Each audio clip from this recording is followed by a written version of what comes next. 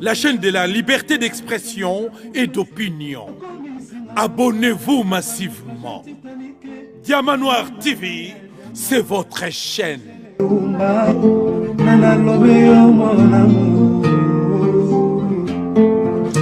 Téléfortifiant de mon corps en cas de rechute. Alimaka na bondela kailo kola bébé ya moi. Ekila monena pesa kinga ngumi ya suayete o. Parce que nzoto na ye pete pete lokola na malemba. Kolina na ya diama Gisele Umba. Kolina na la chaîne de la liberté d'expression et d'opinion. Abonnez-vous massivement. Diamant Noir TV, c'est votre chaîne. Balandier Diamant Noir TV, bonjour et bonsoir na bandeko nyonso bozu possibilité ya kolanda biso sur Diamant Noir TV. Lelo toyambeli bino lisusu Major Bem Tito oyo toyebi malamu ngbanda pona mai mazali koleka na mboka na biso la RDC du côté sociopolitique et spirituel. Sans plus tarder, toyambaye balandier Diamant Noir TV okoti oteka j'aime na yo na kati ya émission na biso nde tosenga pona émission et vanda na fil d'actualité pona bandeko bazwa possibilité ya kotala ya kozwa information ezo senga j'aime na yo s'il vous plaît tango koti na kati ya émission na biso ya Diamant Noir TV toyambi Major sans plus tarder. Bonjour mon Major, bonjour na yo. Boni santé, boni libota mobimba. Bonjour maman Gisèle. Nous autres ezali malamu libota pe lizali malamu bongo yo epana yo nous autres ezali ndenge nini nous autres ezaka ndenge mo biso to fandi boy donc to ebite yo mto ebisa biso so to za bientôt to va bien mais j'espère que to za bien eza juste pour na ko moi ko seka muke parce que malgré makambo tozo ba passe ya mboka na biso mais esengi quand même na mois de bito seka pe mo mukeza mabete ba congolais ba koti déjà de partout baza ebele bazolanda biso mibale na kati ya Diamant Noir TV mais mingi baza kolanda bayoka nini Major Bem amemeli biso na pokwa na lelo Major Ngwanda foto benga ngonde pena bobengi na za pena Ngbanda eza Ngbanda Ngbanda voilà fona lo bla ngo pena bongo ndenge ezalela mais oui to benga eloko na kumbo na ndenge ezaleli c'est ça voilà yango ba congolais ba koyoka na biso lelo na maye eza koleka na mboka na biso nyonso tout batia ba j'aime ebele na bandeko baza kokota. Ah, vous êtes toujours là. Ah, c'est bien. Beaucoup de beau partager vidéo. Bino surtout balandi à Diamant Noir TV. Toza elongo. To bandi directement ba question parce que na Diamant Noir to linga to traîner te pour to na posa to yo ka 8 minutes roleka. To kotu na motuna ya liboso to bandi mon Major lelo oyo le Rwanda déterminé comme jamais. Ba kotise libiso o ezali 500 militaires sur le terrain pour na ko bundisa la RDC.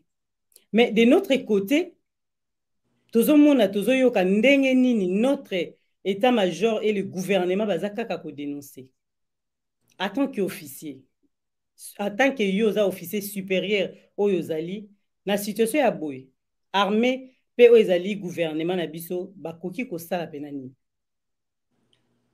Merci mingi na mutuna moyo maman Gisèle. En tant que officier breveté d'état-major et là quoi liboso national lobamba le cas toyebi avec certitude que na armée na biso banguna batonda et là quoi liboso lokola déjà Rwanda asili quoi attaquer biso militairement donc yebani bakangaki ba élément na bango ya armée rwandaise. Et là, quand liboso ko sala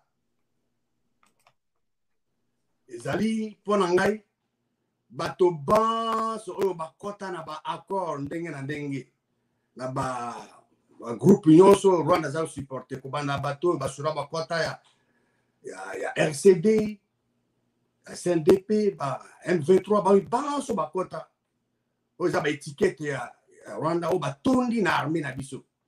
Et là, quand il y a liboso ko sala ko identifier bango, disons ba yebani bien sûr. rassembler bango kozongisa bango epai ya Paul Kagame yende atina bango bazonga kuna epai na ye bakende kobunda epai na ye bakende na armée na ye biso nalobaki mpe mbala eleki esengeli toforme baunité ya biso oyo bauti na baprovince mosusu loka sikoyo toloba situation actuelle il faut toloka baunité oyo bazali na contact bazalaki na contact na bao baza kuna te eyano il faut zala ya militaire eyano na Kagame aza officier ye ayokaka obe langage ya makasi ya itumba ya lokito ayoka il faut ayoka lokito ayoka nano te soki tosala epai na biso tozodénonce alors elingi eloba ezali faiblesse emonani nalobaki mpe mbala eleki la faiblesse avale toujours la force bato omoni arrogance Kagame aza nango parce que atondisa na armée na biso bato baye baza kooccupe baposition stratégique nyonso yango lolendo aza nango mais il faut kobuka mapapu maye po kobuka mapapu maye il faut kozongisa epai na ye baoyo ya tinda baza ntango tozongisi bango epai na bango tobuki deja mapapu maye koganga azoganga na kwanga su te parce que aozaso na bato te na katikati na biso mpo bayebisa ye makambo mazoleka epai na biso bayebi bango avec certitude bazongisa bango kuna en attendant bazosila nini yo kobunda te oza na ennemi na kati ya makolo na yo non ekosimba te ennemi aza na kati ya makolo no yoko ovandi na ennemi onégocie na ye te ekosimba te yango wana ezopesa ye kuna mutu makasi arrogance lolendo azoloba azomona biso lokola papier alors il faut koengager hostilité na ye na baunité oyo base compromettre te kuna na front bazali impliqué na makambo moko te na front bakende na bakomanda na bango il faut kokende kokamata Kigali eloko monsieur eza te dialogue ya koyoka eza be dialogue ya bitumba alors soki tosali ndenge wana te elingi oloba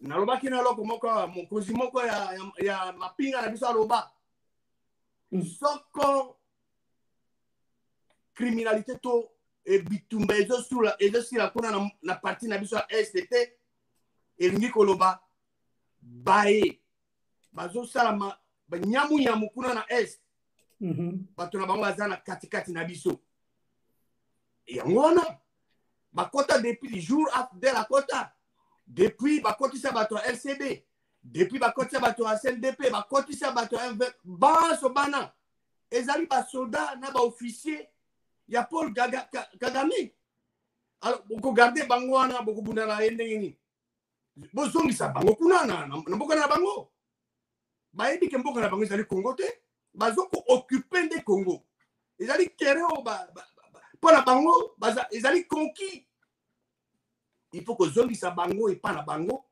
bakende baconstituer armée rwandaise na mboka na bango comme ça babundana na bacongolais mais soki botiki bango na kati ya makolo na bino mais bokolonga bituma ndenge nini donc mpo na ngai eza option militaire eloko mosusu eza te bayoki yango na bandi message eleki information eleki biso na diamant noir tolingaka kotuna bino parce que bino bozali déjà bato ya mayele oyo boyebi makambo yango mpenza malamu bakongoli nyonso bazali kolanda yo na kati ya Diamant Noir TV tokotuna motuna oyo mo major yebisa biso pourquoi ezalaki important na époque ya Mobutu chaque les 30 juin badefile bandai kosalema na bamapinga ntango toza koloba badefile ezosalema na bamapinga na biso mpe bazalaki kotambwisela biso oyo ezali babibundeli ya armée na kati ya defile pourquoi Maman Gisèle Moutoura Mona ezali kitoko. Ah merci. Moni, il faut qu'on kundolaka Maïmaleka. Hein? Oui. De fin maréchal azalaki kosala yango poto bosanate Maïmaleka le 30 juin. Ok. Et puis, ils ont une opportunité pour naïe. Pour ça. Non seulement na bana mboka, mais baoya mboka misusu mae bibundeli bie tozali na yango bokasi boye tozana yango. Alors, ceux qui tozo salango le lote bon. Et bani tina ezali, mais tango wana ba nouvelle acquisition. Tozo mona Mirage désolé les cas. Ba avion de chasse, tozaki nango. Ba char de combat, ba unité ya sika, ya ba commando bien entraîné, bien fort, bien équipé. Nyo so azola ki sa bokasi, to mona ki dernièrement na ba pays mingi sala maka na lingi autant combat ba mboka wa tembe bokasi boyo, il faut moninga soka moni ke yo zala loko azala ngota kangi monoko. Mais ceux qui yo ozali botau mutu nyonso akoya ko matelo na zone armée mboka ekozana wana te mboka ikozana na armée ya makasi yango wana mokonzi ya mboka na ntango wana aza kolakisa bokasi toyebi maipe masalamaki na suka mais raison fondamentale ezalaki tobosana te maema esalamaki na le 30 juin po tozala indépendance et puis mai tozana ngo makoki mai tozana ngo po ete bato ba kotumula biso te. Ah, donc c'est une façon de like sabatu que tozana bibundeli penza. Ko meki o yero kutana. Bon bato musu bazo sala na mamikili musu le japonani. Bazo sala ba so bo sakari na tanga na zalo ko. So sakari na ko niko makofi na elongi. Tanga ko moni ndema ba badinye. Balo bato. Ah oui. Po onyo tozaki na ona tanga kala. O tanga mobutu. C'est ça. Les années wana. Yamana bato musu na tanga wana bazo solliciter biso. Bazo tina bato former bango même Rwanda wana bazo tina bato pana bazo former bango. Ah, pour amona ki biso to wana biloka makasi nyonso tuna kati mboka. Ani ke konjo zaki bokasi bozalaki. Ba centre commando na biso ezalaki ebanaki. Ba tchaje bazo ko ya wana bazo former bango. Ba togolais. Pona ni po ba monaki bokasi. Nana wa ben na tina suba soda suko na komba former bango nana. Te ya le 30 oba omona concert ba yo bina ba mona ke to na culture na mboka na biso ba yo bina. On a quand même musique mais moi si mazaleka mutuna po to moni moi différence wana yango to linga ipena to comprendre to yeba mais tozo kaka nous expliquer biso mambo belé to yeba ki yango te to comprendre des aki pourquoi bandai ko lakisa biso. J'espère que ba congolais bazola na biso na kati ya Diamant Noir TV bazozwa ya mutuya parce que mayele na yo toza nango penza bosenga roi belge na Kinshasa asali discours na yeme mingi na discours wana a responsabiliser biso moko peuple congolais na discours oyo roi belge auti kosala alobi a responsabiliser biso moko peuple congolais pona avenir ya mboka na biso donc eza na maboko na biso moko peuple congolais tokotuna kaka epai na yo nini oyo koki koloba na oyo na discours oyo roi alobi na biso na kati vis-à-vis ya peuple congolais. Maman Zizara moni bato basalaka crime. Oui. Bazongaka toujours na scène ya crime basali. OK. Bazongaka.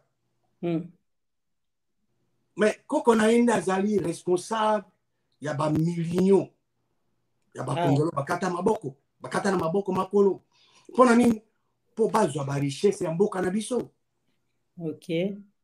Et ezali ati musapina pota ezali ko tombwisa komona biso kwa ba tozana tina te abi a regretter ba regret tozo mériter regretter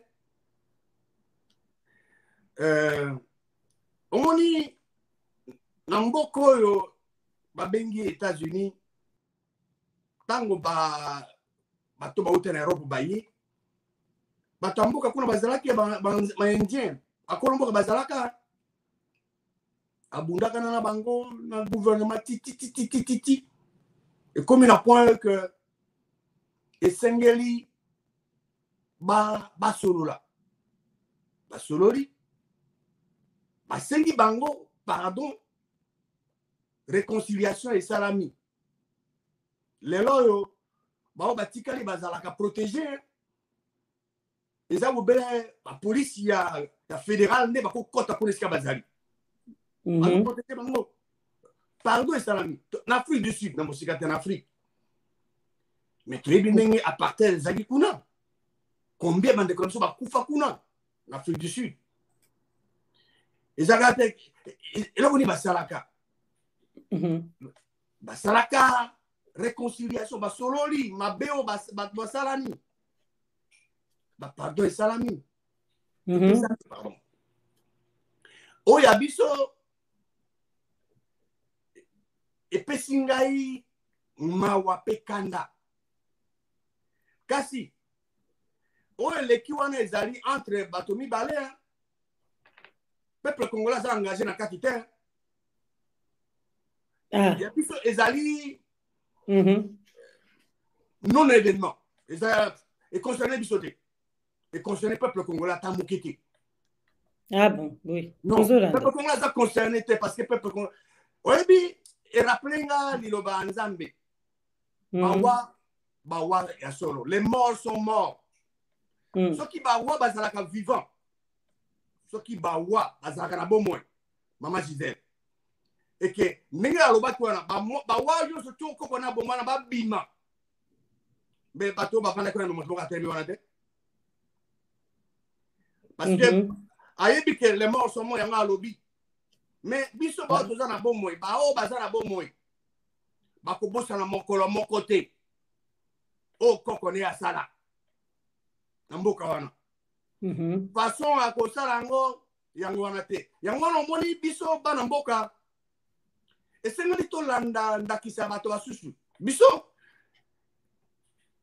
tokopie yango nazo insister totika kolanda bato basusu surtout bio makambo mai mauti libanda nakoyebi biso ndakisa moko mama Gisèle bana Israël bazaki opprimé na Égypte pendant 430 ans politique bango bayebaki système ya gouvernance bayebaki ezaki ya Égypte mais tango nzambe mokili abimisi bango alingisaki bango te bazonga lisusu na Égypte bakopie système na bango te oyebi nani azaki mokonzi na bango nzambe mokili yeme nde azaki mokonzi na bango azoko diriger bango à travers ba juge na ba prophète.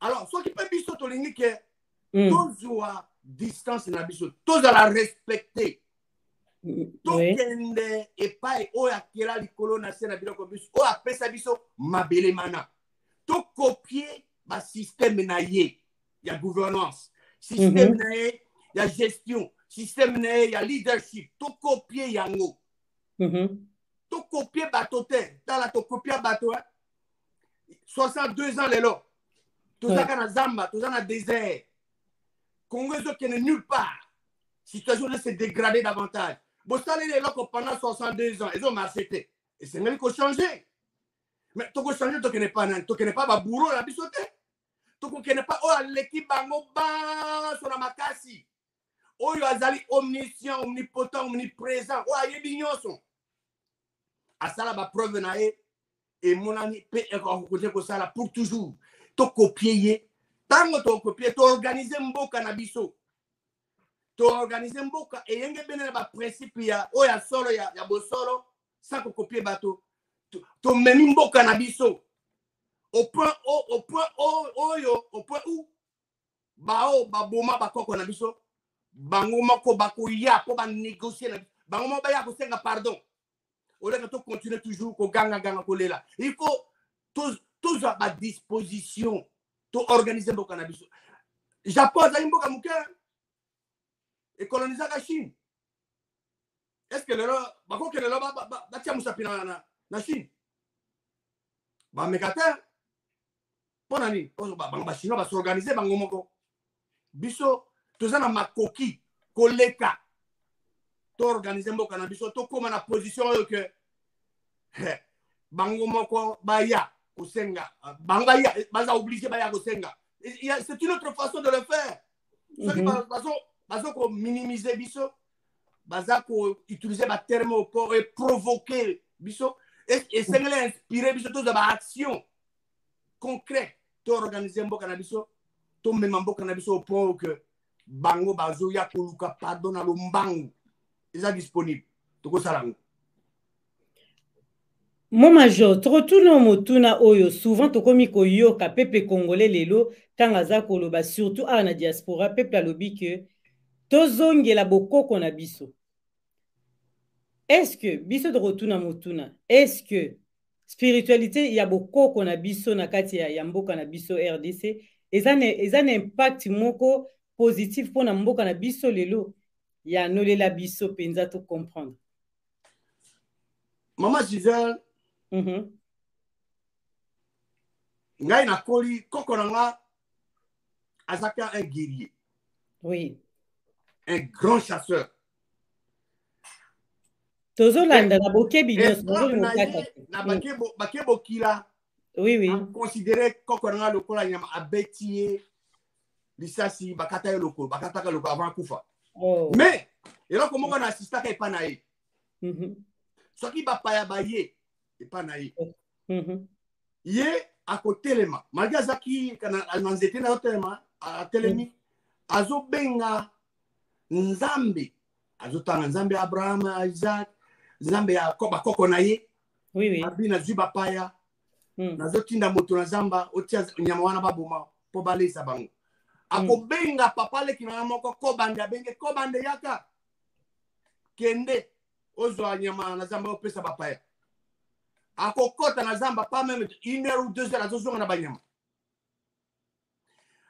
Pourquoi on appelle ça indakisa wana? Omoni lelo esengene oyeba yonde kolo bakoko il faut bakoko bazali kosambela nzambe ni po banzambe bazali mibale. Nzambe o akela likolo na se na biloko biso oyo zomona na te tata Yesu Kristu o nzambe ya mwinda. Nzambe mosusu azali nzambe oyo ase oyo azali kokamba mokilo toza nango komone Satan le diable azali pe nzambe oyo ya solo aza na bana baye oyo ase pe aza na bana baye. Alors esengeli ozala na eloko oyo ezokoyebisa ke eza ya solo toza lokuta même ntango akala wana eza teke bato bazokumisa zabu babani lelo nani akenda ye kotante Eva kuna na jardin d'Eden ezaki nzambe ya solo te ezaki nzambe ya se yini moto akenda kotante Eve. Alors esengeli na kati ya mayeba zoloba il faut moto azala certain que ye azoko kende pa mokeli ya likolo na se po mokeli ya likolo se azali auteur de la vie et de tout ce qui est lié à la vie. Nzambe ya se yaza auteur de la mort et tout ce qui est lié à la mort. Donc bokeseni bonene bozali wana il faut koyeba OK koko na yo azali kokumisa nzambe o wapi. Ce n'est pas mauvais à kolanda bokoko mais il faut tala koko parce que ba koko bazali kila pe nzambe ni balea bamuso osema nzambe ya solo bamuso nzambe o nyamu wana wazo boma bato. Alors il faut que tala siko moto na moto a examiner oyo koko na zaosa eza nini eza oyo ya kopesa bato bomoi to eza ko boma ka bato. Différence ezali wana parce que le vrai Dieu est l'auteur de la vie et de tout ce qui est lié à la vie. Le diable est l'auteur de la mort et de tout ce qui est lié à la mort.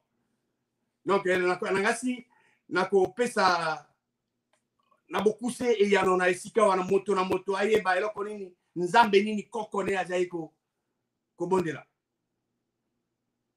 Merci na moyando e ya noana to comprendre photo yeba nzambe nini bakoko na biso bazali ko bonde ya mutu na mutu ayeba.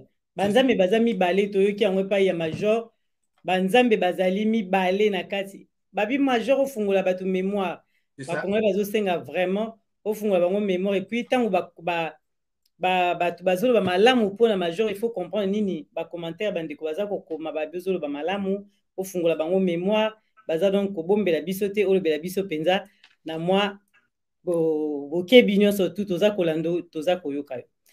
Tokozonga na question oyo tokotuna souvent ntango Mobutu azalaki tokotuna motuna yango Mobutu azalaki toujours koloba que s'il est faux akosala pacte même na oyo ezali diable mpona kosauver Zaïre à l'époque ndenge ayebisa Mobutu alobaki.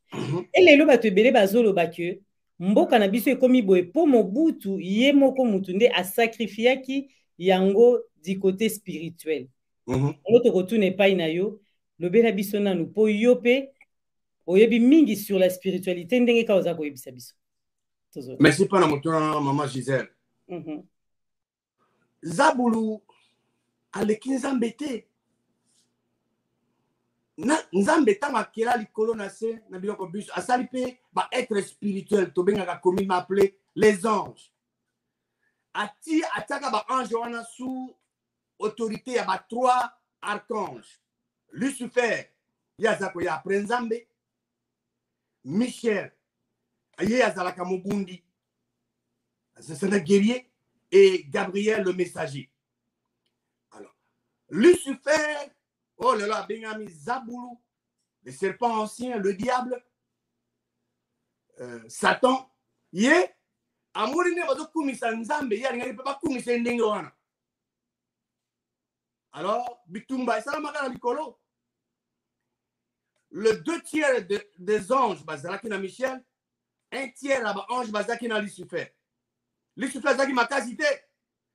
C'est la raison pour laquelle azalaki précipité à la hausse. Dans le 1/3 à ange. Yende aye, nde azoko dirigeant et d'ailleurs il est plus adoré que le seul vrai Dieu dans mon kidia. Alors, c'est la raison pour laquelle ngana zalo bana il y a RDC à travers auditeur, il y a Diamant Noir TV que tozonga epaya mokeli ya likolo na sena biloko biso. Na pesa kindaki sa.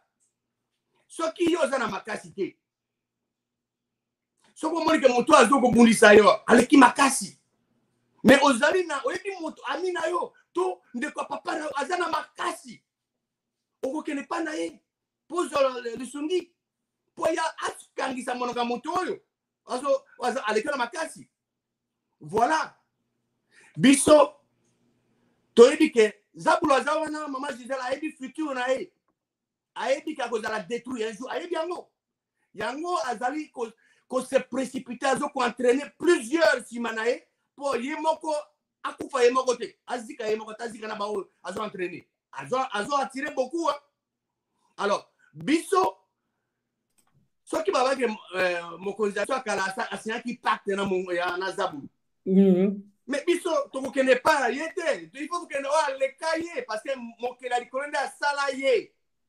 Ye liboso ya mokeli ya likolo akoki azalo même devant ba chrétien non ba chrétien bazwe ba autorité bazana ngote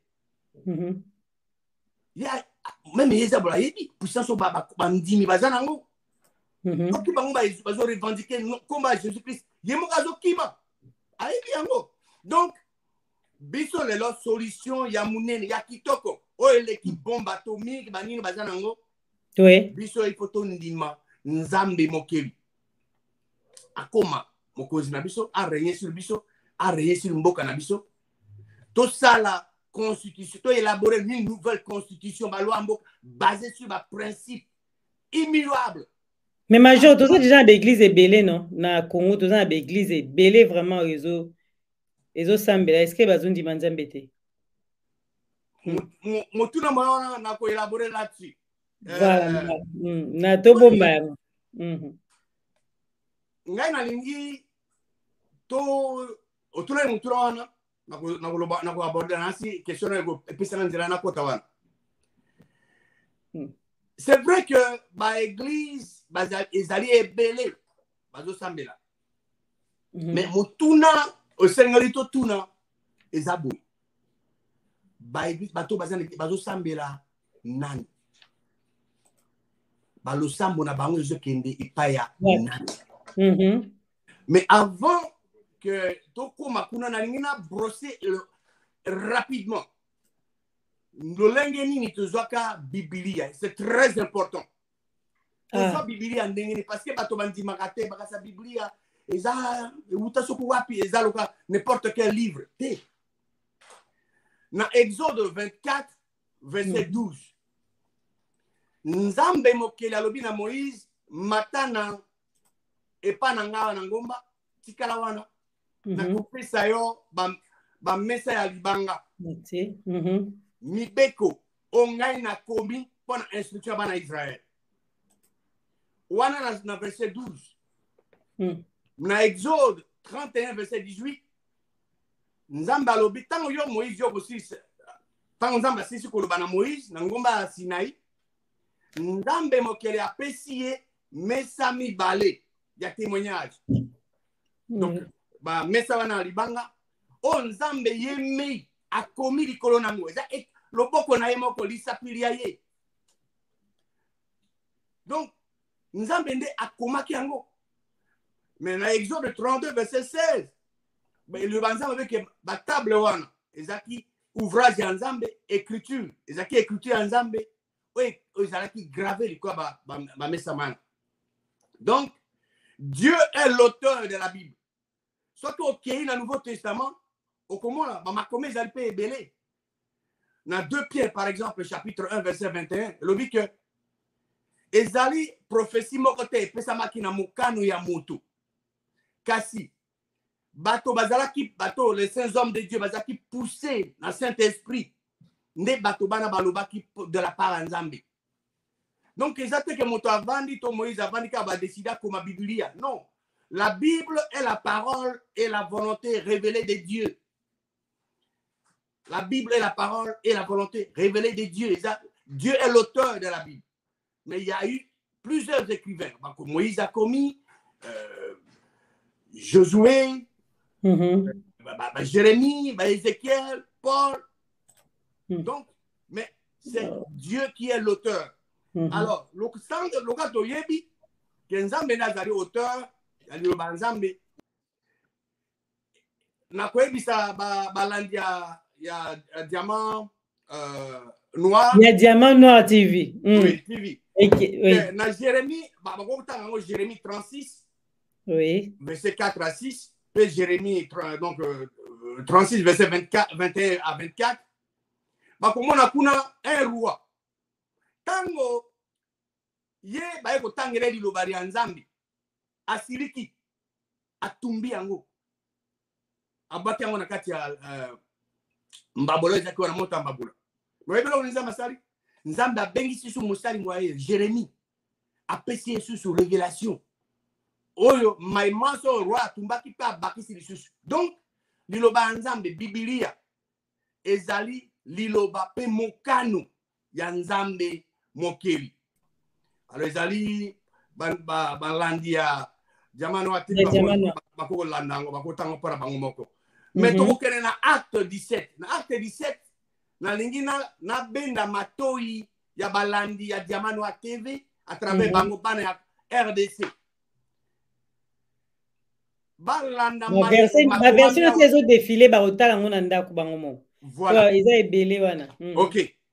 Donc dans acte chapitre 17 verset 11 et comment il était ba juif ya non ba juif ya Thessalonique bazaki na ba sentiment plus noble que non ba juif ya Béré bazaki na sentiment plus noble que ba ya Thessalonique basaki bazaki lo ba ya Nzambe na lombangu penza kasi bazosa eloko moko bazalaki examiner makomi po batala soki maye bazako yebisa bango soki maye apôtre Paul azako lo balabango ezalaki ya solo exact. C'est ça l'attitude que toute personne, que tout croyant doit avoir vis-à-vis ya motonyon so atelemi que aloba pona Nzambe to ati aloba Nzambe. Toujours kozala ne jamais être intimidé na titre ya moto. Kozala intimidé na titre ya moto mokote. Soko ka ya ye albike alinga tangelo kombo ya Nzambe na liloba ya Nzambe. Zwa Biblia na yo. Manso azoloba il faut aller à la question de la Makom. Il faut examiner les Écritures pour savoir si ce qu'on vous dit, ce qu'on vous enseigne est exact. Mais il y a qui s'est allé belé. Exactement, mon toya le bino abi moni. Pour yo zarabo, il faut ça la boy. OK, est-ce que nako tout na respect. Est-ce que nako mona makomi? Mon toya le bino abi que bon, par exemple, abi que comme la masanga pekisami. OK, alobino. Ko discuter te. Est-ce que ndeko? Est-ce que on la kisanga silangzamba pekisi masanga? Il faut qu'on vérifie. Il faut examiner les Écritures pour voir si ce qu'on vous dit est exact. Alors, attitude wana esengeli kozala nango po ete bokosama te. Makumba ezali ebele bazosambela mais bazozwa te. Pourquoi? Dans Jacques chapitre 4 verset 3 lobi ke bozosenga mais bozozwa te po ete bozosenga mabe. Vous demandez mal dans le but de satisfaire vos passions. Mais comment le faire? Bato bazo senga mabe comment? Bato senga mabe parce que bazo sambela te enge bene na liloba li nzambe.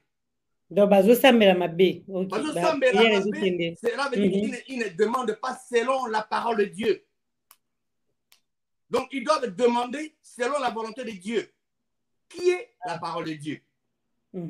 Donc ceux qui m'ont toalinga zoeloko et sengeli asenga et enge bene na liloba li nzambe asenga selon la volonté de Dieu. C'est très important parce que ceux qui osengi selon mon canon nzambe te okozwate pas pour être loboko nzambe zali mokusete nzambe sengete que osambela pendant longtemps pour yoka yo. Non, Dieu n'a pas des oreilles sourdes. Non. Nenge tomona kuna oganga kuna bazoganga kuna bazosambela kuna tozomona yango zokendela bongo nde tozomona. Donc bongo te. Yango wana nazokende siko pona la kisayo que il faut bato bayeba eloko nini ezopekisa bango nzambe ayoka bango te. Ezali mabe ya bato nde ezosepare bato na nzambe. Et puis ezali tango bato bazosenga enge pene na liloba nzambe te bakozwango te. Et puis soki bato bazokende na priere na bango epa nzambe oyo ya solo te bakozwa pe te. Soki oke na priere epa nzambe mosusu oyo ozokanisa oke epa nzambe oyo ya solo mokozwa te. Po ozwa esengeli osenga tobondela enge bene na liloba li nzambe. Na Matthieu 21 verset 22 liloba nzambe lobi nini? Nyonso kosenga, tout ce que vous demanderez avec croyance par la prière, vous le recevez. Jésus-Christ a posité. Nyonso kosenga na boyi na losambo okozwa yango. C'est la parole de tout awa, tout. Ezali tout selon la parole de Dieu. OK. Tout ce que vous demanderez selon la parole de Dieu avec croyance, yo kozwa yango. Na prière okozwa yango. Jésus-Christ parle au Bible sur la Marc chapitre 11 verset 24. Natina wana nazo ebisabino nyonso bokosenga na losambo bondima ke bosiri kozwa yango bokomona et que s'accomplir. Tout ce que vous demanderez en priant, croyez, agissez que vous l'avez reçu et vous le verrez s'accomplir. Donc c'est ça. Tout tout selon la parole de Dieu. Biso to ndi mate major wana kote na tozo yoka. C'est que biso tozo sengela mabe tozo ndi mate nyoso tout tozo pour le bifo to ndi mato croire to ndi mande to mone ko exam. Mais biso tozo lela miko nyoso kongola zo lela tozo sambela makambo wana so tout tozo salango. Mais est-ce que nzamba ngwazo mona biso te mode to lela tozo nyoso tout peuple kongola sambela mabe kaka. Tozo bato baso te ba sambela mabe. Baso te. Oui. Parce que dans 1 Jean chapitre 5 verset 14 et 15, biso tozana assurance et pas nzambe ete. So ki to senge loko selon mon canonae, ya zo kabiso. Alors so to yebi ke ya zo kabiso. O to sengi to yebi ete to siri déjà kozwa yango. Pona ni poto senga selon eyenge bena liloba ya ye. Alors bato basusu bazo détourner oreille na bango pona koyoka vérité. Alors soko yebise vérité akoloba akondima yango te. Mais na lingi na lakisa importance ya prière na Luc chapitre 18 verset 1. Jésus-Christ azoloba importance ya losambo. Alobi na bato na parabole pona kolakisa ete il faut tango nyonso kosambela. Ko se relâcher te, kolemba te. Tango nyonso. Biso lelo oyo il faut totondo nzambe botondi. Nzambe akeli likolo na se. Et comment il a Ephésiens 5 verset 20. Biso et si vous rendre grâce dans nzambe na komba Jésus-Christ. Et comment il a Colossiens 3 17. Maintenant motuna munene yango. À qui devons-nous adresser nos prières? Nde ekoyanona na mutuna mayo. Biso lo sambo na biso il faut kende pa ya nani. Mais Jésus Christ atiaka babalaki baye kolibayi nlolengi akosambela. Ya lobaka nini? Jésus Christ n'a jamais demandé à ses disciples de lui adresser leurs prières, mais plutôt à son Père. Tout que dans Matthieu chapitre 6 verset 9. Jésus-Christ a lobi na baye kolibaye boy. Voici donc comment vous devez prier. Notre Père qui est aux cieux. Tata na biso azaliwa. Oza kuna na likolo. Jésus-Christ a lobi na baye kolibaye te, a lobi na bango te ke bo sambelera ngai. Non. Alors voici comment vous devez prier. Lo lenge senge bo sambela yango. Question na ngai na balandi ya Diamanoir TV à travers Bangoba na RDC. Priez na bino bozo ko adresser on pas nani. Vous adressez pas à Jésus. To et pas nzambe akela likolo na se. Jésus Christ azote ya awa baye kolibaye. Que ba adresser prière na bango tata na biso azako na likolo. Alors, ceux qui ont adressé prière pas à Jésus. Jésus azoloba que bo sambela tata na biso za likolo. Nana za kata confusion.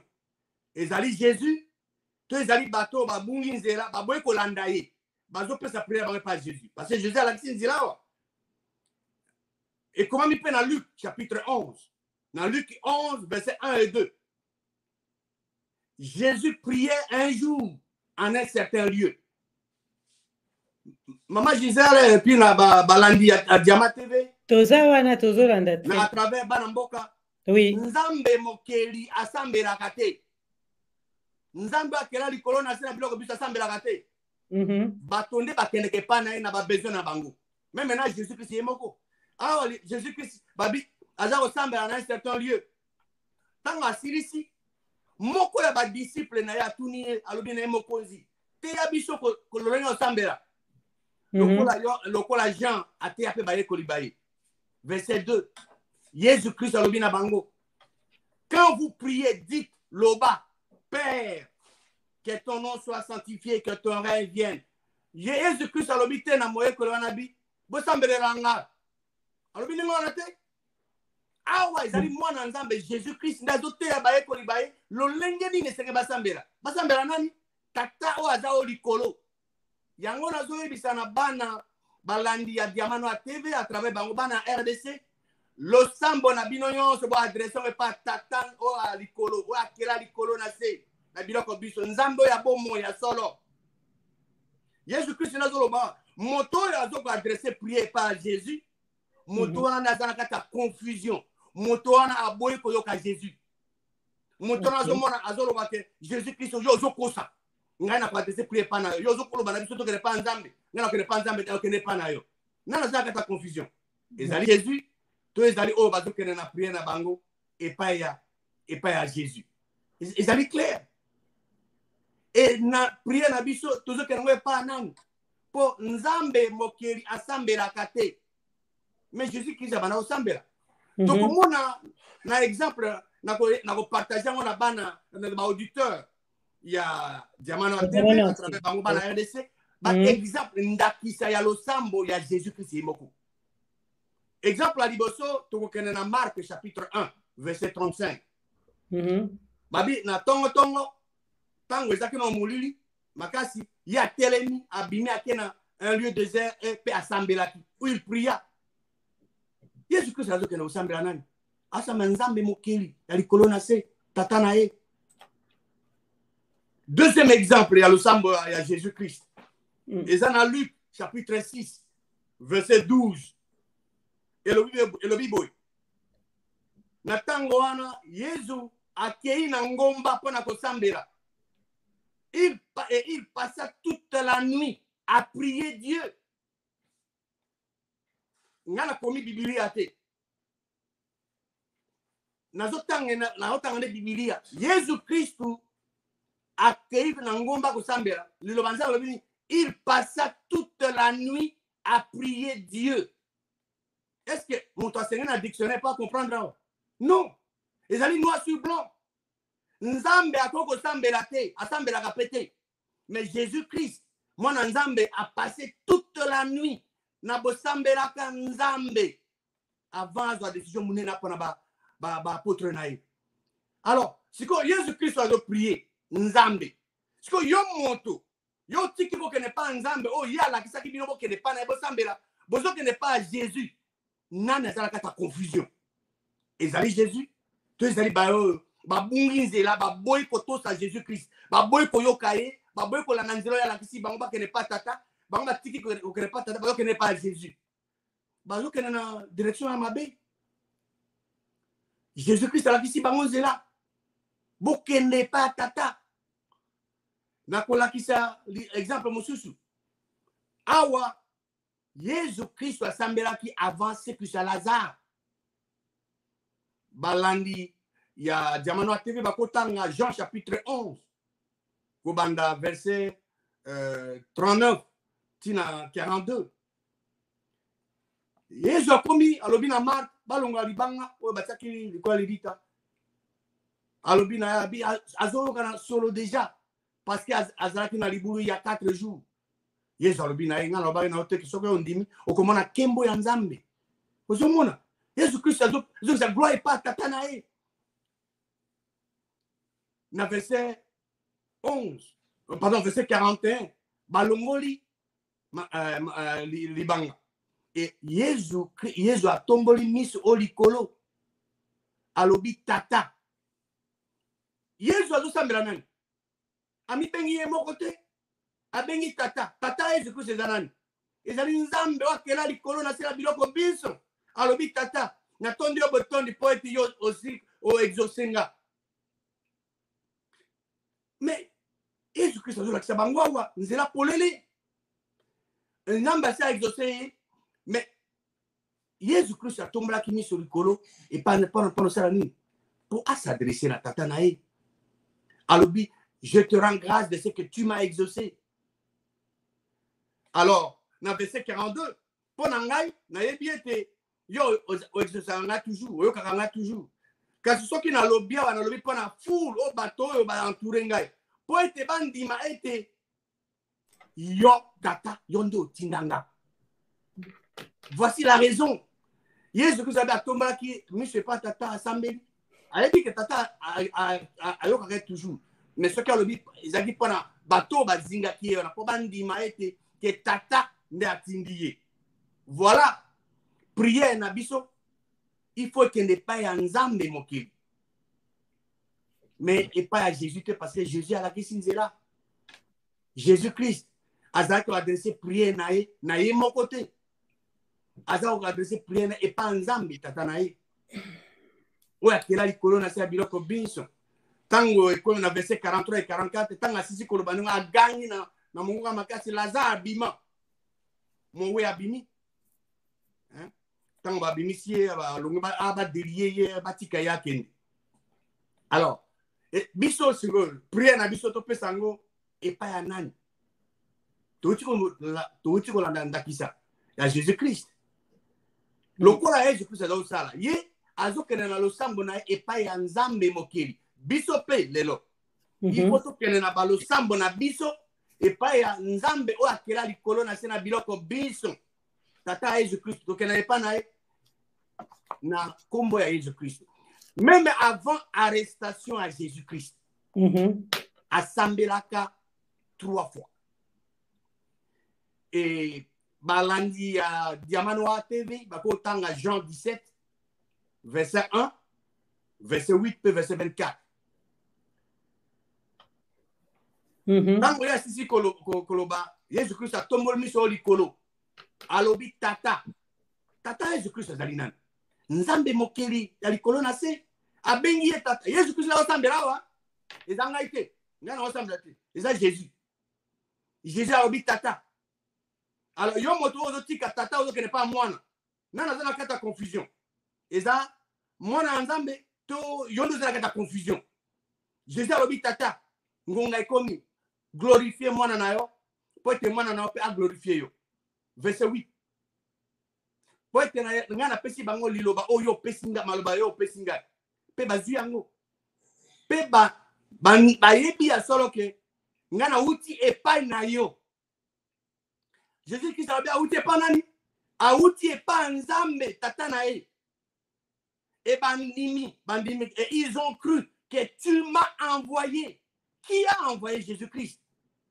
Dieu le Créateur, son Père. Avant Bakangaye, dans verset 27, alobi, pardon, verset 24, je m'excuse. Jean 17, verset 24. Abi tata. Na lingi ete sikanga na zali. Baoba, oyo pesinga pe, bango pe baza na ngai longo. Po ete ba mwana kembo na nga. Kembo oyo pesinga. Po ete yo olinga kinga avant fondation mokili. Voilà. Jésus-Christ azalaki osambela tata na avant baba kangaye na verset 25 alobi na bango na Jean 17 25 Père juste les alinan tata Jésus-Christ nzambe akeli kolona se abi mokili baebi yote kasingai na ebi yo et ba oyo. Et ceux qui ont connu que tu m'as envoyé, oui. Jésus-Christ a d'abord adressé le sang de Panan. Et pas Nzambe Mokeli. Tatanae. Tatana na bandini banson. Jésus-Christ a dit Kulutu na biso. A dit Motu ya église, ya ecclésia. Yé a dit que Kumisa, a koke la zoke na lo sang de yon, c'est pas Tatanae. Jésus-Christ a dit na ba émotion lokola yo mama Gisèle lokola nga lokola Jésus-Christ a dit na ba émotion lokola ba auditeur yon surtout ya Manoa TV. Oui. Et ils allaient dans la parole de Dieu dans Matthieu 26 verset 38. Mais Jésus-Christ a dit que baya benéo pemeni po basambela. Alobina bango mon âme est triste jusqu'à la mort. Botikalawa bo veiller nanga. Jésus-Christ a dit mon âme est triste jusqu'à la mort. Nzamba ko kufate. Nana ko ka nzamba. Mais na ebite batozo bazomona nzamba za nani pour mutaka ngai. Ta bomai. Non, c'est une possibilité. Et comme ça matin, Jésus-Christ au mona walobi azaki mutu. Jusqu'à présent. Jésus-Christ azali mutu. La seule personne qui était née, qui a vécu, morte et qui vit aujourd'hui, l'unique personne qui vit à la droite de Dieu, c'est Jésus-Christ. Tout le reste, comme Adam ou Eva, qui est là, bango banso, bazana lilita, bazozi la bozonga Jésus-Christ. Mutu moko tazali kulu. Dans Matthieu 26, verset 39. Puis, ayant fait quelque part, Jésus-Christ a quoi sous un ami sous, a quoi elonginacé, a abondé tatana lobby. Mon Père, s'il est possible que cette coupe s'éloigne de moi, toutefois, non pas ce que je veux, mais ce que tu veux. Toutefois, au grand la lingi, oh yo lingi. Jésus-Christ a abondé là, avant au kangaba pour maïe. À ça qu'il a émotion, à nous sentir, pas ça me zoya. Nous avons quoi, j'en ai wanate. Jésus-Christ a bien prié, mon Père, s'il est possible. Nous avons pas abondé là, Jésus-Christ a abondé là. Jésus-Christ a accueilli pour la 3e fois à Sambeli. Pour que nous avons changé en nous. A béni mon Père. Alors, Jésus a dit Sambela, son Père, à la Kissi n'a pas eu que lui bailler, bokende pa ya tata pe alobi tata na biso aza o likolo nazokama ke bato lelo bazotika nzambe mokili bazokende na priere soit epai ya Jésus soit epai ya basantu soit epai ya Marie. Mais ça c'est de mauvaises adresses. Nakutuna balandi ya Diamant Noir bazula nangai Diamant Noir bazula nangai à travers bango na Congo. Avant Jésus-Christ abotama dans l'Ancien Testament ba prophète ba juge ba homme de Dieu baza aussi ba makamu sindenge na ndenge baza bondela nani baza ko bondela Jésus to baza ko bondela nzambe akela likolo na se. Vous raisonnez depuis l'Ancien Testament tala ba miracle nzambe asali na Moïse azosamba nani Jésus-Christ abotama na ote mais ndenge ni brusque ba bato ba kena na prier pas Jésus. Mais c'est Jésus-Christ est mort tout autant azola ki sabato pombo kana biso Yesu kwama nzambe na uta kotanga wa nzambe azana materi makasi tena ayokaka biso to kende epanaye bana Israël bakende ki epanaye tanga na Égypte bakende pas Jésus te Jésus-Christ ko tabota mangana ote bake pa nzambe mokeli bagangi nzambe mokeli ayoki pona ni biso to kosana ni mote. Alors biso to kende epanaye nzambe mokeli. Dans Matthieu 26, 42, beaucoup de monde a fait verset 43, beaucoup de monde a que Jésus-Christ a bondé la Kinzambe 3 fois avant que Baya ko kangaye. Dans verset 44, temps à zongi a montré que Baya ko là bon, abibo continue ko là na bino. Mais il y a senga qui le sa akene na lo sambonae et pas ya tata Nzambe wa kela likolo na se. Jésus-Christ a teya ba disciple na ye. Baya ko libaye bakende na ba besoin na bango ba demande na bango et pas tata na komonaï. Et comment mis dans Jean chapitre 16 verset 23. En ce jour-là à l'obi, vous ne m'interrogerez plus sur rien. En vérité, je vous l'ai dit, c'est que vous demanderez au Père. Il n'a pas dit c'est que vous me demanderez. Non. C'est que vous demanderez au Père. Il vous le donnera en mon nom. Mais Yazo continue Azo continue ko yebisa baye ko libaye que bakende na balosambo na bango na demande na epa ya tata o akela nzambe akela likolo na sia biloko biso na kombo na Yesu. Voilà ce que les croyants doivent faire. Mais yazo ba ayebisi bango bakende pa tata. So isiko moto ake pas Jésus. Moto wana azali rebelle, azali désobéissant. Moto wana to sala Jésus-Christ. Parce que Jésus-Christ a la Christ pour qu'elle pas tata. Si vous tiki tata, OK pas Jésus. Nani aza mutu makasi. Ezali Jésus, to ezali moto ya tiki nzambe. Oh Jésus-Christ a la Christ pour qu'elle pas ya to n'est pas Jésus. Confusion ça pas Jésus te. Jésus-Christ a clair. C'est la raison pour laquelle bato bazo sambela des millions de personnes bazo que n'a prié pas Jésus. Bazo que ya noté. Mais yo soko ozo prier, ozo mona changement. Mais il faut changer. Nzambe azana fotité. Soko yo sambela pas na besoin. Besoin de eyenge bene ya liloba nzambe. Soko yo zangote ko kanisa même pas 2 fois té. Faut eza pas nzambe mokilité nza, faut eza pas na yo. Ozo samba comme ça correct té. Yo il faut changer. Quand je que nzambe a changé, yo non il faut changer. Il faut luka mokano moyen. Ya lingi nini? Parce que biso lelo to que n'est pas nzambe na kombo ya Jésus-Christ. Ezate ko tanga kombo ya Jésus-Christ kana monoko ka boy. Te loka eza eloko magique. Non. Il faut y abonner na oya sali accomplir. De temps ozo prononcer na kombo ya Jésus-Christ ba makambo zo ko salama. Mais to kende epa ya nzambe mokeli ya likolo na se na kombo ya Jésus-Christ. Parce que nzambe apesi Jésus-Christ kombo ezali kwa ba kombo yonso na kombo ya Jésus-Christ. Ma bolongo ezofuka makuna na likolo na se pe na se ya mabele. Donc ce que to yebi yango tant tozo prononcer kombo wana ba résultat zo monana. Mais le sambo na ba besoin na biso. Ba landi ya Diamant Noir TV à travers bango bana mboka. So on a besoin, on connaît pas nani. On connaît pas Jésus, on connaît pas Nzambe. Apôtre Paul a lobby na Philippiens 4 verset 6. Ne vous inquiétez de rien.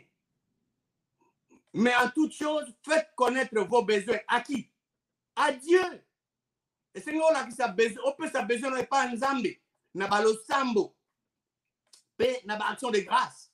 Donc, quand vous avez un besoin, vous n'allez pas à Jésus, vous n'allez pas à Marie, vous n'allez pas au Saint. Non. C'est OK, aucune mauvaise adresse. Qui n'est pas en Zambie.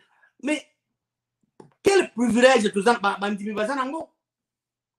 Yo, na mokili, okozo ata opportunité te, osolo na président ya mboka. Mais yo, za na privilège, osolo na nzambe akela likolo na se, na biloko binso à tout moment. Pourquoi ne pas utiliser, pourquoi ne pas le faire?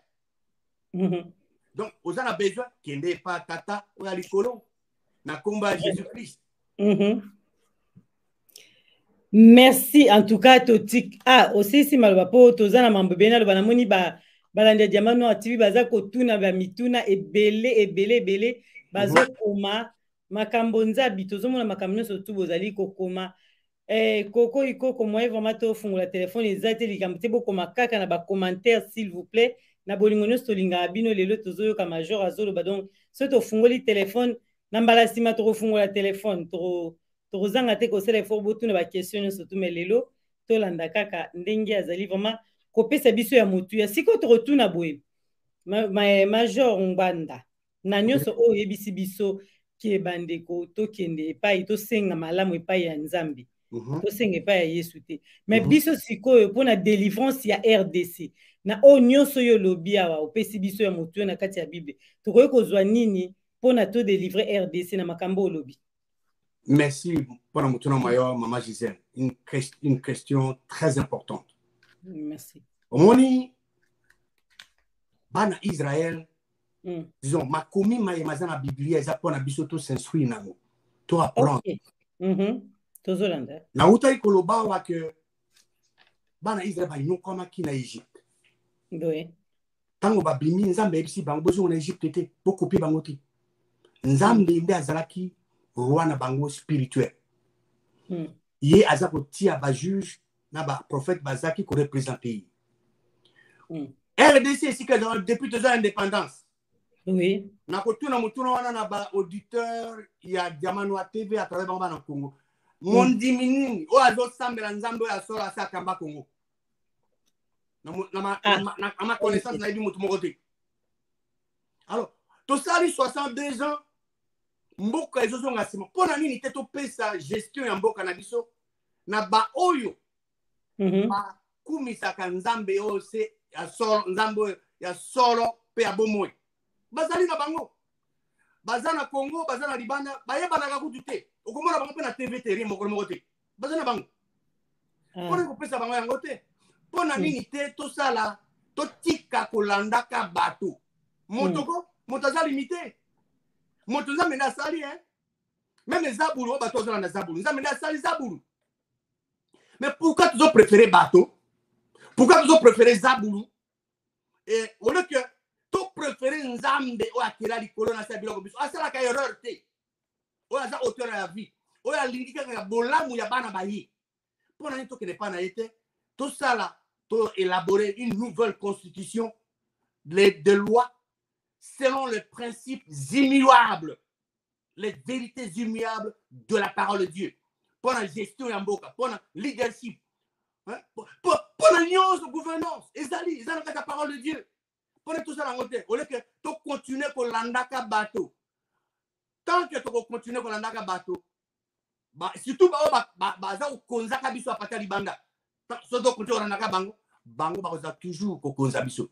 Mais soit to lingi to kata lien wana to kata accès wana bazana ngona bombe na biso to la na biso nzambe to commissaire roi na biso a rien sur biso so ki to ndimi parce que mon ndimi congolais moko na moko esika azali yenda ko décider omoni pona nzambe mokeli ezate ke ba organiser vote ne bosaka lelo boke to ko voter non na kati ya motema na yo esiko ozali yo mon ndimi molandi pardon molandi ya Diamant Noir TV à travers bana Congo mobimba nani olinga za la roi na yo na olinga rien sur yo a rien sur mboka na yo olingi bato to nzambe mokili po nzambe mokili nda pesi yo mabele mana na nyonso eza na kati ye aza na besoin te ke azwa yango ye alingi ke yo osepela na yango bato oyo bazokamba mboka wana bango balingi bazwa yango nyonso yo tika ozwa nango te soki yo préféré nani olingi bato ngai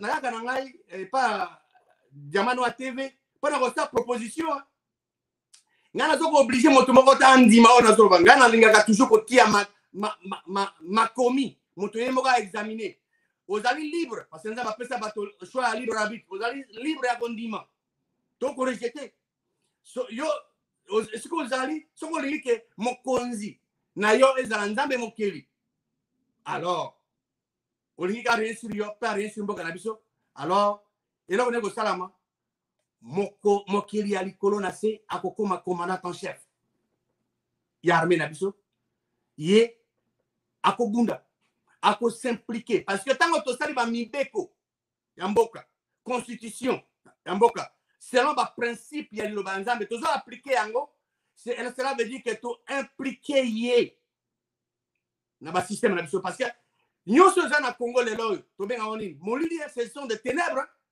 pour dissiper ténèbres eloko nini osenge nango osenge na lumière la lumière dissipe les ténèbres ténèbres pour ezala dissiper il faut osenge na mwinda la parole de Dieu est la lumière donc so tozwa baprincipe ya parole de Dieu po tokonza mboka topesa mpe mboka na maboko ya baoyo balingaka nzambe ya solo nzambe ya bomoi mpe ya solo bazali bomonaka bango mpe te mpe eza diffusion yeba bango bazala bango ils sont là parce que biso tokipe bango te babandi na bango na Congo na batondi baza na bango oyoka bango na radio te omona bango na TV te baza na bango na libanda mpe bazali topesa bango mpe bagere mboka 62 ans topesi de gestion ya mboka na bao bazoservir faux Dieu topesa mpe na bao bazoservir le vrai Dieu tomona différence lisumuni tokosala 62 ans c'est beaucoup topesa bango mpe mpona 10 ans totala mpona ngai eloko na oloba na mama Gisèle parce que situation ya mboka il faut totala ndenge ezokende solution ezali il faut te faire impliquer nzambe ya lumière dans la gestion de nos affaires. Merci na yo Major Ngwanda bato bayoki na bokebi nyonso tout vraiment balandi tango to comprendre makambo ebisi biso na Bible eza pona nini na kati ya RDC biso surtout na bandi tolandi yango na bokebi kasi tokotuna yo lelo pona diaspora na biso tozomona ba tension négative eza makasi awa na entre nous yango tokoyebisa pa na yo nini okoki koloba na babundeli mboka nyonso ya diaspora oyo bazolanda yo na mokolo na lelo nako pona ngai conseil na ngai pa na bango ezali simple oui tozolanda RDC ba considérer RDC lokola nzoto ya moto et que moko na moko azali eteni ya nzoto oyo tobengi RDC moto na moto esengeli a contribuer pour le bon fonctionnement ya nzoto tobengi RDC ouais biteni ya nzoto babundaka te entre bango non bayo kamala miso azobunda na monoko zolo azobunda na matoi non esalamaka te yango nalobaka na mosu na shona yo ke soko omoni moto esengeli mpe bato oyo badiaspora bayebango soko omoni moto azoko sala bavideo azobundisa moto azobunda mpo na mboka moto wana aza na baennemi na biso tozola ennemi eza te kobozela révélation kuta likolo ekita parce que lelo oyo il faut moto na moto esika azali yo ozokritike moninga na yo okritike oyo yo ozosala nini question yango soki moto azokritike moto mosusu question na kosenga na baauditeur ya Diamant Noir na bana mboka so moto alobi ndenge tuna ye yo osalaka nini mpo na mboka mpo mboka ezala délivre yo ozoloba nini ilakisa biso eloko ozosala ntango ozotuna ndenge wana anguzi mokila mutu nyonso azokosata il faut bazala uni lokola nzoto oyo tobengi nzoto physique le corps physique bazala uni po ete bazala na objectif moko bazala dans l'unité bazala divisé te nana kozaka division c'est le diable c'est le diable qui est l'auteur de la division. Dieu le vrai Dieu veut l'unité. Sozo ebi principe ali obanza nzambe ya solo ya lingi liboke bato bazala uni zabula bi non faut pas diviser Maman Gisèle, et si quand dans la Biblia, Nzambe alobi oui. Soko linge ba mokano ya zabulu ba non, osala ngote. Et si quand Nzambe alobi non, pas na bosala te, ya ko ba oui, bosala ngo. Toujours à l'opposé. Alors ngai conseil na bango, bazala uni pour être bakokako. Tout ça na ennemi commun. Comment vous avez divisé? On est capable de bundisa ba ennemi, ba bundisa sur bateau, ba ennemi. Alors bateau bazana ba ennemi. Il faut identifier bango, ça veut dire bateau bazo sala ba zewana, bazana ba ennemi. Vous considérez bango le quoi ba ennemi. Vous traitez bango tel qu'ils sont, donc bazana ba ennemi. Parce que ça vous tikeli bango temps, ennemi vous continuer à alimenter. Bateau va combattre bino. Bazali automatiquement na quand ya ennemi, ba ennemi ne baza ko alimenter bango. C'est simple. Ah.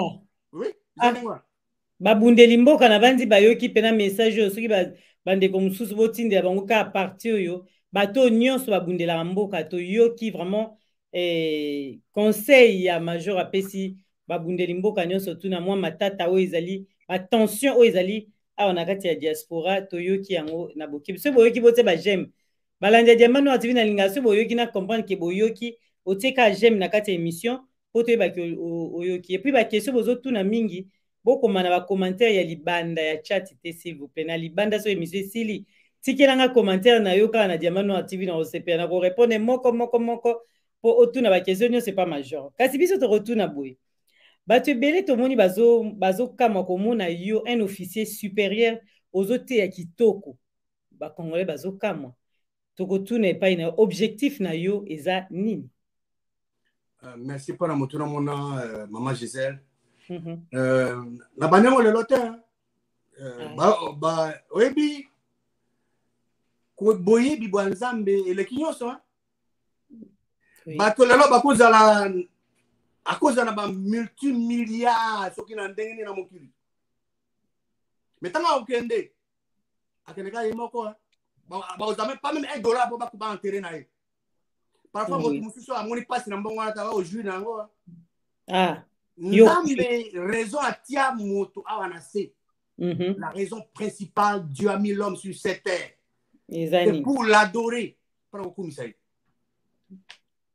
Ngai nazalaki commandant un bataillon. Bateau o bazaki na unité na bakoyeba. Oyebi maman Gisèle pour na bima na mboka. Oui, banana basetenga na bima. Nzambe azaki liboso.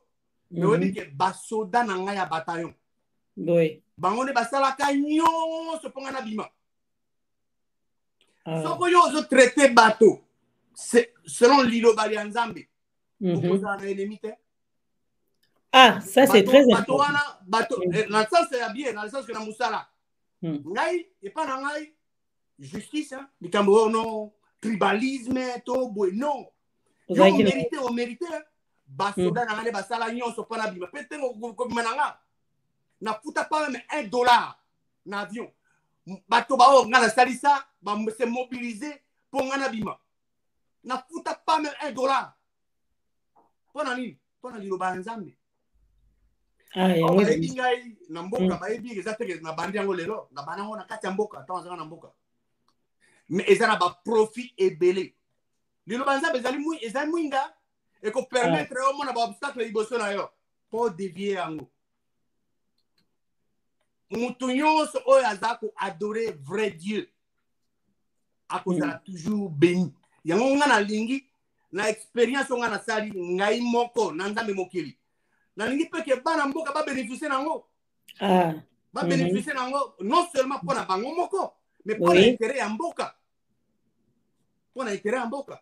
Alors, ngai nazana obligation wana ole kena garder pour ngai na moni mai na salaire yango ba principe wana comment Nzambe a solo a protéger a bénir ngai na lingi pe que bana mboka ba profiter na yango non seulement bana mboka na biso pe et profiter na yango.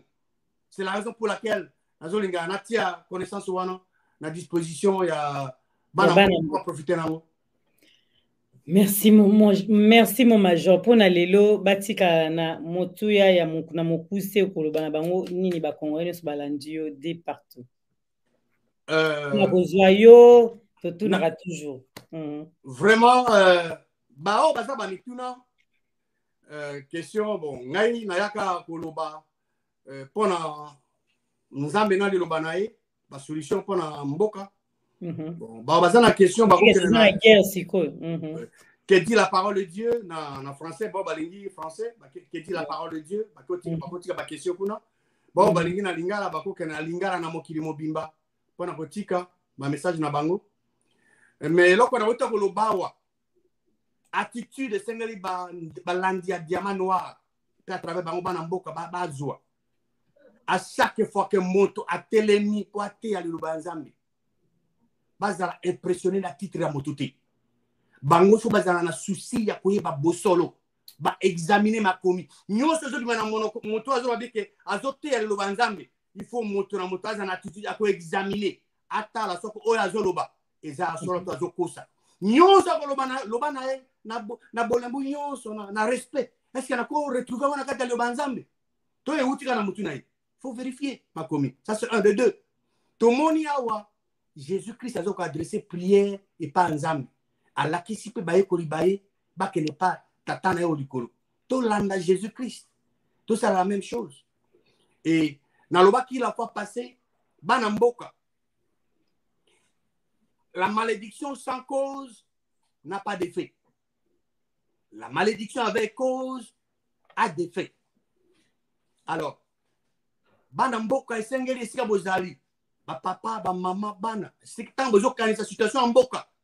Bato musu ba koloba kolakela, to ko saka. Mais awa oko saka selon liloba nzambe, ko rappeler nzambe, biso to ko luka bato bitumba te.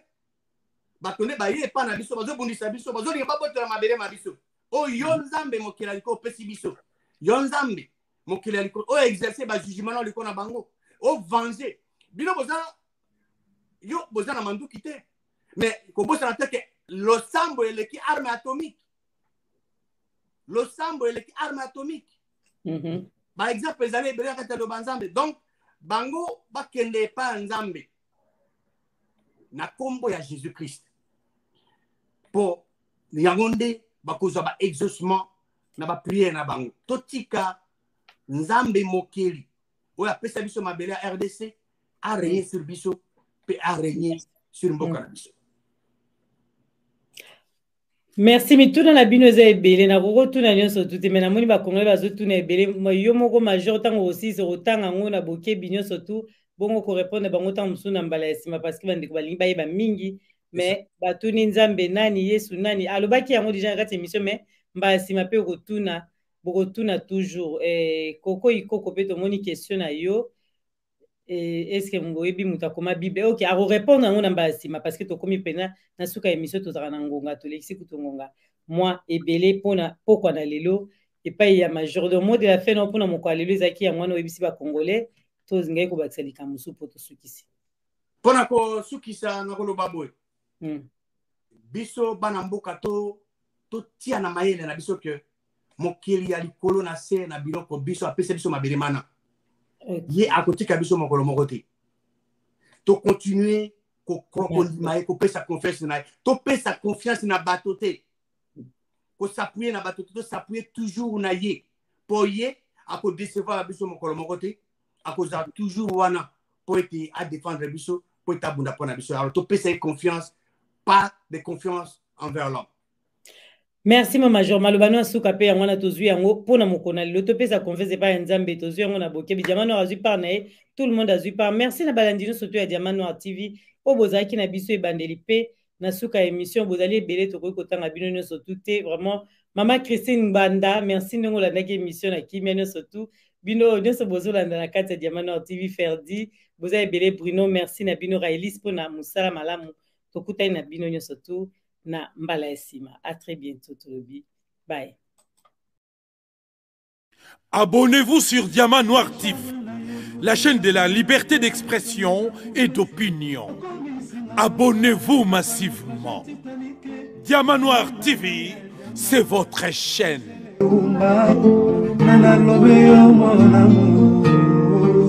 La chaîne de la liberté d'expression et d'opinion. Abonnez-vous massivement. Diamant Noir TV,